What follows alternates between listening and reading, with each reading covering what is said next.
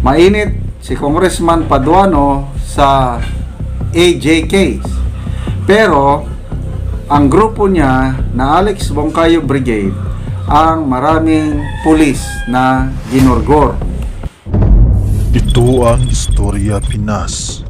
Mainit na pinag-uusapan sa mundo ng social media itong si Congressman Joseph Paduano na commander ng Alex Bongcayo Brigade. Oh my God, grabe to. Ang pala contempt ng mga PNP official pag hindi nakakasagot sa tanong at kahit sinong opisyal sa gobyerno. Yung akala mo na law-abiding citizen ay meron palang revolutionary army na dinadala. Si Congressman Joseph Paduano aka Karapali Luwalhati, siya din di umano ang nagkokontrol ng liquidation sa squad ng CCP-NPA ng Alex Bongcayo Brigade na ginorgor ang 50 na officers at tao ng AFP at PNP. Dagdag pa dito ay may nangyaring insidente sa Cebu na pinagurgor ng Alex Bongcayo Brigade ang pamilya ni Colonel Cartasiano. Walang kalaban-laban, nasa loob lang sasakyan kasama ang pamilya upang magpagas at pinaggugurgor lahat. At noong 1990s, Paduano o Luwalhati na nagbibigay ng demand letters sa mga politicians at businessman na sumusuporta sa mga mayor o congressman para tumakbo sa eleksyon. At ayon pa sa isang netizen, si Paduano di umano ang tunay na berdugo at sana maimbitahan ito sa as resource person sa Quadcom para mabigyan ng kaliwanagan ang AJK issues noong year 1988 to 2000 na ayon pa kay Senador Ronald Bato de la Rosa na dapat mapanagot sa AJK itong si Congressman Joseph Paduano at para malaman ng taong bayan ang kanyang bangko kung saan may funds galing di umano sa mga revolutionary taxes na kinokolekta niya sa mga politicians at businessman at iba pa. Kaya panoorin natin ang video. Basahin ko. Una si Mr. J. Sonsa. Sabi niya dito, 53 na pulis ang walang awa at patraidor na pinagurgor ng Alex Bongcayo Brigade na pinamumunuan ni Abang Lingkod Party List Representative Joseph Stephen Paduano, also known by his nom de guerre as Kaparali Luwalhati. So, hubaran natin ng muka si Mr. Contempt.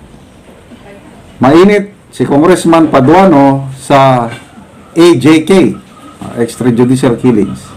Pero ang grupo niya na Alex Bongcayo Brigade ang maraming pulis na ginorgor. Original AJK ang grupo ni Paduano, na ABB ang original na AJK sa dami ng mga pulis na ginorgor. Okay. Tandang-tanda ko ito, ang isa sa mga pulis na ginorgor ng ABB si Colonel Rolando Abadilla, intelligence officer ng Metrocom. I think 1996 nung inambush siya sa bandang Quezon City. Okay? So punta tayo sa pangalawang post. May mas detalyado. Ito isinir ni Senator Ronald Bato de la Rosa. Sabi niya, papanagutin natin ito sa AJK. Ang original na nagpost si Salvatore Gelosipi. Basahin ko very detailed ang kanyang post. Aka Karapali Luwalhati, the code name of Stephen Paduano, an RPP ABB is Paro Commander. During his stint in the rebel forces, he is the chief of Kangaroo Court or the People's Justice Court inside CPP-NPA rebels camp in Murcia and the whole Negros Island. He controls the liquidation squad of CPP-NPA, the Alex Bongcayo Brigade, Sparrow Unit, who liquidated and gurgored more than 50 officers and men of the AFP and PNP in his area of responsibility to include Region 7 areas.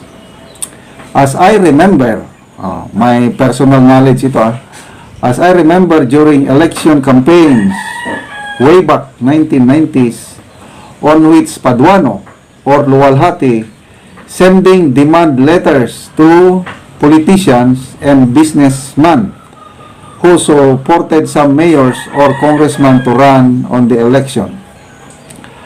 To remember whom his victims was the Abenes family in southern Cebu, Abenes, whom Paduano bluffed to burn the Abenes bus liner while traversing the road of southern Cebu to Cebu City. He also told to Abenes family that he will gurgor one of the sons of late Congressman Sol Abenes in return of revolutionary taxes. So the family give in to Paduano's demand in the amount he demanded in order that Abenes will continue to do his campaign rally anywhere. Paduano also ordered the simultaneous killings of policemen on duty in Negros, Bacolod, and Cebu City, while the ABB Paro unit led its operations liquidation to clean up some abusive enforcer and military men. One of the victim of his group is Colonel Kilaton, an army officer from Visayas Command. Ito, very specific Yung una kanina, yung Colonel Abadilla. Ito, Colonel Kilaton, na-assign sa Visayas Command. Patrolman Abing, who ran the traffic route in front of USGR Cebu City. Colonel Cartasiano, who was gunned down in front of his family inside the car while fueling in gas station in capital areas in Cebu City. Some regional mobile group or regional special action force members who was assigned in Negros Island, who was very active and vocal on anti-insurgency when they go home for a short vacation, were also gurgur by Paduano hitmen, the ABB Paro unit. Our AFP and Army Intelligence Operatives, or DPA, on which Paduano is mailed, he raised stone to gurgur or follow them and bring to his camp for interrogation and gurgur. Paduano is the real EGK, and we recommend to Quadcom he will be invited as a resource person to shed light on EGK issues from year 1988 to year 2000 on his jurisdiction, Region 6 and 7. To open also his bank statement wherein funds from revolutionary taxes he collected from politicians and businessmen and a small-time shop in stall owners inside public market and fisheries. So, ito, naglabasan na po ang mga record ng Alex Bongcayo Brigade na pinangunguluhan ni Congressman Paduano. Sabi nga ng isang retired police general, si General Carlos, na ang tapang nitong taong ito na minsan kalaban ng ating bansa, tapos siya na ang matapang na nagpapakulong sa mga general. Yun po ang mainit na issue ngayon, yung pag-cite in contempt niya kay General Wilkins Villanueva. Anong petsa na ba ngayon? December 21 na. Nako, wala pa akong balita kung pinalabas na nila si General Wilkins. It appears na kasi nakabreak ng mga kongresista dahil hindi nila pinalabas.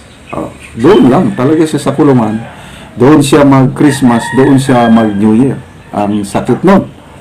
After serving this country for more than 30 years, si General Wilkins Villanueva, tapos sinite in contempt lang siya ng isang dating kalaban ng ating bansa.